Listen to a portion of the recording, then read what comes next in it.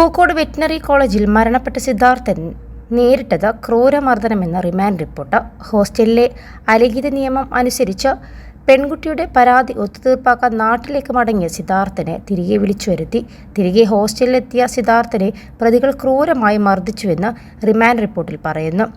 ക്യാമ്പസിലെ വിവിധ സ്ഥലങ്ങളിലെത്തിച്ച് സിദ്ധാർത്ഥനെ മർദ്ദിച്ചു. ഫെബ്രുവരി 15 വീട്ടിലേക്ക് മടങ്ങിയ സിദ്ധാർത്ഥനെ കോളേജിലേക്ക് തിരികെ വന്നില്ലെങ്കിൽ പോലീസ് കേസാവുമെന്നും ഒത്തുതീർപ്പാക്കാമെന്നും പറഞ്ഞാണ് വിളിച്ചു വരുത്തിയത്.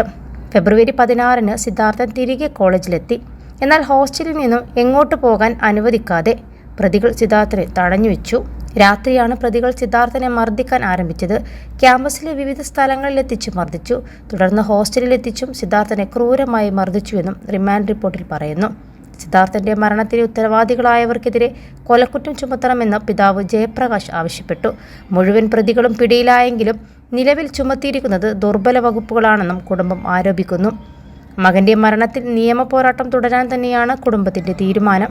+2 ഡിഗ്രി കഴിഞ്ഞവർക്ക് വേൾഡ്സ് ഫസ്റ്റ് AR/VR ക്ലാസ് റൂമിലൂടെ സ്മാർട്ട് ഫോൺ എഞ്ചിനീയർ ആവാം. കൂടുതൽ അറിയാൻ വിളിക്കൂ ബ്രിഡ്കോ ആൻഡ് ബ്രിഡ്കോ.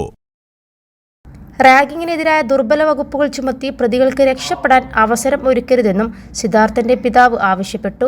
2-3 വർഷം മാത്രം ശിക്ഷ ലഭിക്കുന്ന കുറ്റമാണ് പ്രതികൾക്കെതിരെ ചുമത്തിയിരിക്കുന്നത്. കൊലക്കുറ്റമടക്കമുള്ള വകുപ്പുകൾ ചുമത്തണമെന്ന് സിദ്ധാർത്ഥന്റെ പിതാവ് ജയപ്രകാശ് ആവശ്യപ്പെടുന്നു. നിലവിൽ CBI അന്വേഷണം ആവശ്യപ്പെടുന്നില്ലെങ്കിലും മറ്റു കാര്യങ്ങൾ കൂടി അറിഞ്ഞ ശേഷം തീരുമാനമെടുക്കാനാണ് കുടുംബത്തിന്റെ ആലോചന. എന്നാൽ മരിച്ച സിദ്ധാർത്ഥിനെതിരെ കോളേജിൽ പരാതി ഉന്നയിച്ചിരിക്കുകയാണ്. സിദ്ധാർത്ഥിനെ മരിച്ച നിലയിൽ കണ്ടെത്തിയ ഈ മാസം 18 കോളേജിൽ പരാതി നൽകിയത്. പെൺകുട്ടിയോട് മോശമായി പെരുമാറിയെന്ന് ആരോപിച്ചാണ് പരാതി. 14 കോളേജിലുണ്ടായ സംഭവങ്ങളുടെ പശ്ചാത്തലത്തിലാണ് കോളേജിൽ പരാതി നൽകിയത്. 19 കോളേജിൽ ലഭിച്ച പരാതി 20 കോളേജ് ഇന്റേണൽ കംപ്ലൈന്റ് കമ്മിറ്റിക്ക് കൈമാറുന്നത്. സിദ്ധാർത്ഥൻ മരിച്ചിട്ടും കമ്മിറ്റി യോഗം ചേർന്ന് പരാതി പരിശോധിച്ചു.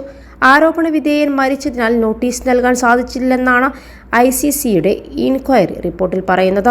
അതോടൊപ്പം സിദ്ധാർത്ഥിന്റെ വീടിന് മുന്നിൽ ഫ്ലെക്സ് ബോർഡ് സ്ഥാപിച്ച് DYFIയും CPMഉം SFI പ്രവർത്തകൻ സിദ്ധാർത്ഥിന്റെ മരണത്തിന് ഉത്തരവാദികളെ നിയമത്തിന് മുന്നിൽ കൊണ്ടുവരണമെന്നാണ് ഫ്ലെക്സ് ബോർഡിന്റെ ആവശ്യം.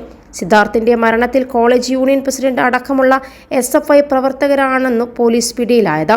സിദ്ധാർത്ഥ് SFI പ്രവർത്തകൻ ആയിരുന്നില്ലെന്നും കുടുംബം പറഞ്ഞു. സിദ്ധാർത്ഥിന്റെ കൊലപാതകത്തിൽ ഉൾപ്പെട്ടിട്ടുള്ള മുഴുവൻ ക്രിമിനലുകളെയും നിയമത്തിനു മുന്നിൽ കൊണ്ടുവരികയും കൃത്യമായ അന്വേഷണം നടത്തി പ്രതികളെ അറസ്റ്റ് ചെയ്യുകയും ചെയ്യുക. നീതിക്കായി എന്നും കുടുംബത്തോടൊപ്പമെന്നാണ് ഫ്ലെക്സ് ബോർഡിൽ പറയുന്നത്. 21 ലക്ഷത്തോളം സന്തുഷ്ടരായ ഉപഭോക്താക്കളും 2 ലക്ഷത്തോളം തിമിര ശസ്ത്രക്രിയകളും പൂർത്തിയാക്കിയ മലബാറിലെ ഏക കണ്ണാശുപത്രി ആൻസലാമ ഹൈ ഹോസ്പിറ്റൽ റോഡ് പെരിന്തൽമണ്ണ.